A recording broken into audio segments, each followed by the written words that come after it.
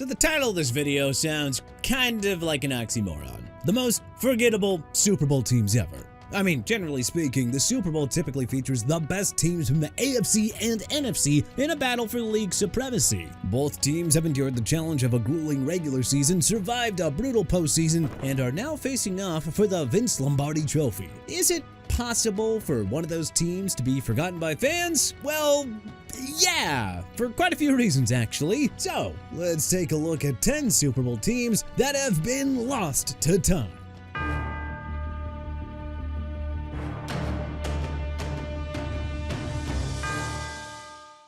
'94 San Diego Chargers, Super Bowl 29.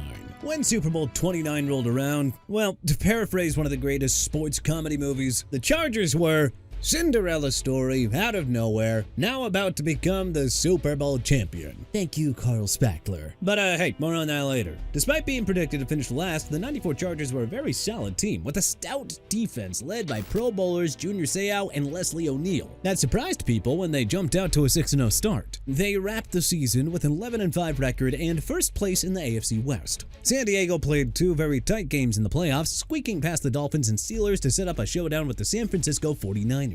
Before the game began, the Chargers were listed as an 18.5-point underdog, the largest in Super Bowl history. In front of 74,107 people at Joe Robbie Stadium, the Niners beat the Chargers by a score of 49-26. This was another in a long line of Super Bowls that were essentially over by halftime, as the 49ers had a field day. San Francisco quarterback Steve Young threw for 325 yards with 6 touchdowns. A team that probably shouldn't have been in the Super Bowl being blown out surely makes for a forgettable squad. 1981 Cincinnati Bengals, Super Bowl 16. The 1981 Cincinnati Bengals had a pretty remarkable season. Coming off the previous season in which they finished 6-10 and in last place, the Bengals surprised a lot of people in 1981 as they finished 12-4 and captured first place in their division. Quarterback Ken Anderson won the MVP award that season, and the team is remembered for playing and winning the Freezer Bowl, the coldest game in NFL history with a temperature of -9 degrees Fahrenheit and wind chills approaching -59 degrees Fahrenheit. Other than the fact that they lost the Super Bowl, how has this team been forgotten to time? Well, despite the fact that they played in the famous Freezer Bowl, their playoff game was overshadowed by two other legendary playoff games. The epic in Miami between the Dolphins and Chargers, and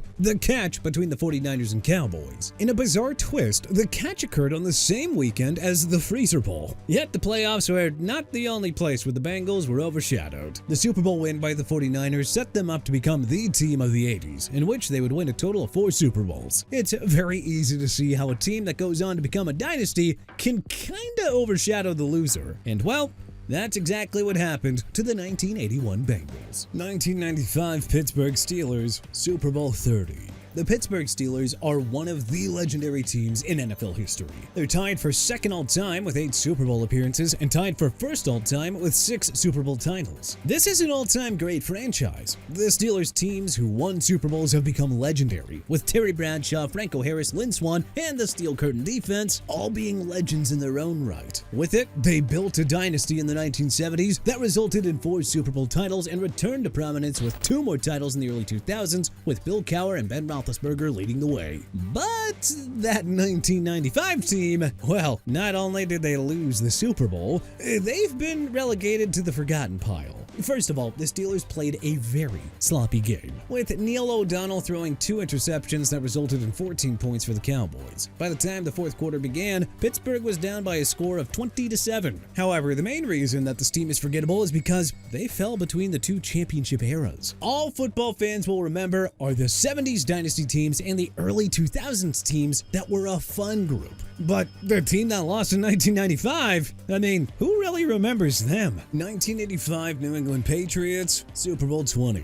The 1985 Patriots finished the season at 11-5, but despite that solid record, they finished 3rd in the AFC East and entered the playoffs as a wild card. If they were going to make the Super Bowl, they would have to do it on the road. And They did. The '85 Pats became the first team to make a Super Bowl after winning 3 playoff games on the road. Beating the Jets, Raiders, and heavily favored Dolphins sent New England to the Super Bowl and set the stage for a remarkable underdog story. The only thing in their way was the monsters of the Midway, the Chicago Bears. The Bears had a tremendous season, finishing at 15-1 and entering the Super Bowl as a heavy favorite. This had the makings of a David versus Goliath battle. The Pats drew first blood with a field goal, but Chicago responded with 13 unanswered points to end the first quarter. It only got worse from there, as the Bears built a 23-3 lead by halftime and extended that lead to 43-3 by the end of the third. By the time the Pats scored a fourth quarter touchdown, the game had already essentially ended. The final score was a 46-10 victory for the Bears. Everyone remembers the '85 Bears for their on-field dominance and Super Bowl shuffle, but the '85 Pats? Well,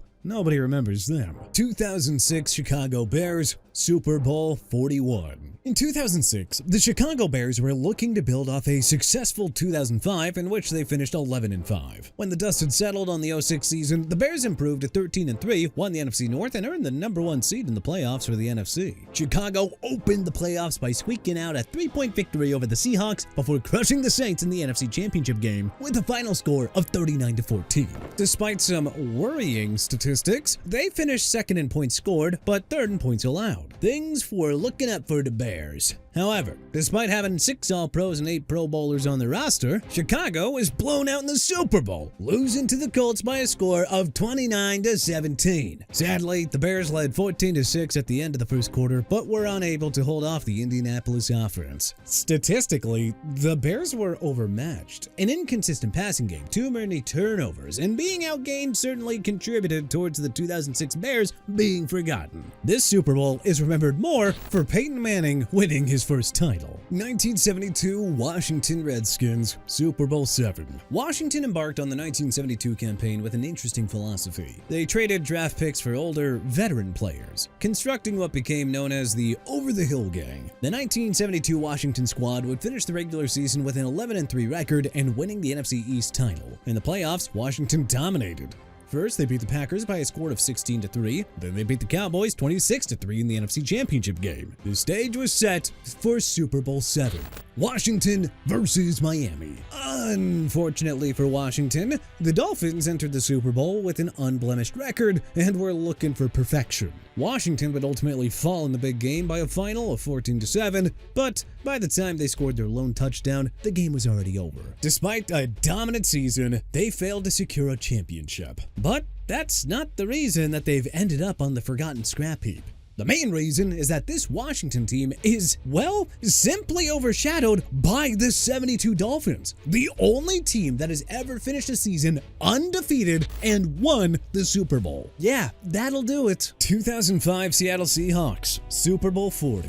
The 2005 Seattle Seahawks were a powerhouse team. They housed 7 Pro Bowlers, including quarterback Matt Hasselbeck, running back Sean Alexander, and linebacker Lofa Tatupu. They had finished the season with a record of 13-3, which earned them first place in the NFC West. Their historic season, establishing franchise records and MVP Alexander setting the single-season TD record at 28, well, it certainly looked like the NFC road to the Super Bowl was going to run through Seattle. After a first-round bye, the Seahawks easily beat the Washington Redskins and Panthers in the playoffs to set up a Super Bowl showdown with the Pittsburgh Steelers. Although the Seahawks had more passing yards, total yards, and higher time of possession, they just weren't able to score. Seattle fell to Pittsburgh by the final of 21-10. Yet the Seahawks are not remembered for this game. Instead, this game is best remembered for being lopsided and controversial. The game was considered to be so poorly officiated, with several blown and bad calls, that the head referee later apologized. Fortunately for the Seahawks, their later success, winning Super Bowl titles in 2013 and 2025, would be remembered far more than their appearance in Super Bowl 40. 2000 New York Giants, Super Bowl 35. The 2000 New York Giants were a good team, but not exactly a great one. A look up and down their roster shows a team with a few superstar players, Michael Strahan, Tiki Barber, and Jesse Armstead, but it's mostly just a roster of nice complementary players. Yes, the Giants finished the regular season with a record of 12-4 and earned the #1 seed in the NFC, but this was a blue-collar team rather than a collection of star players. In the Super Bowl, New York faced and was blown out by the Baltimore Ravens, with the game ending with a 34-7 final score. The incredibly stout defense by the Ravens held the Giants Giants to only 152 yards in total offense. In fact, the Giants' only score came on a 97-yard kickoff return. The poor play and lopsided loss certainly factor into the 2000 Giants being forgotten. But there are other factors in play too. New York would go on to win Super Bowls in 2007 and 2011, overshadowing the loss of the 2000 unit. Additionally, 9 short months after the Super Bowl, on September 11th, America was attacked. The devastation incurred in the ensuing military action reorganized the country's priorities and also helped fans forget about the 2000 Giants. 1977 Denver Broncos, Super Bowl 12. Before Hulkamania became a thing in the 1980s, there was Broncomania in 1977. Denver finished the regular season with a 12-2 record, which was good for first place in the AFC West, as well as the franchise's first trip to the postseason. The Broncos were staring down an arduous playoff schedule, with games against 2 of the giants in the AFC, the Steelers and Raiders. Denver held on to beat both Pittsburgh and Oakland to advance to face America's team, the Dallas Cowboys. While Dallas looked sloppy to start the game, they jumped out to a 10-0 lead after the first quarter, expanded the lead to 13 at halftime, and ultimately won the game by a final of 27-10. The Broncos were so overmatched during the game that starting quarterback Craig Morton only completed 4 out of 15 passes for 39 yards with 4 interceptions before being pulled from the game. The dominance of the Cowboys' defense, finishing with 8 turnovers and 5 sacks, combined with the sloppy and uninspiring play from the overachieving Broncos, make the 1977 Denver squad one of the most forgettable ever.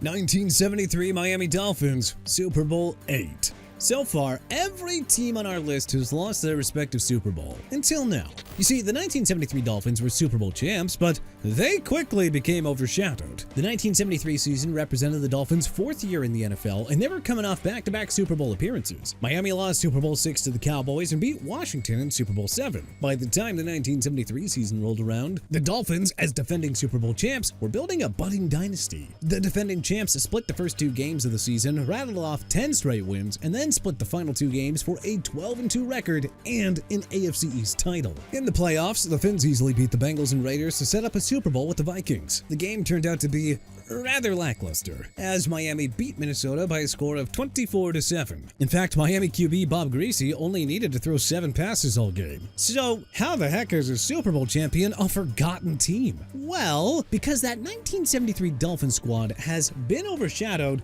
by themselves. Miami's victory over Washington in 1972 capped off the NFL's only truly undefeated season. Sorry, Pats fans, but your team lost Super Bowl 42. Simply put, every Dolphins team will live in the shadow of that 72 squad. But what do you think was the most forgettable Super Bowl team ever? Let us know in the comment section below. If you like this video and learned a thing or two, then hey, clicking the like button helps us out a ton. And you know, we really appreciate it. If this is your first time coming around to TPS though, then subscribing is a great idea, because we put out videos like this every single day. But as always, thank you so much for watching, and we'll see you guys next time.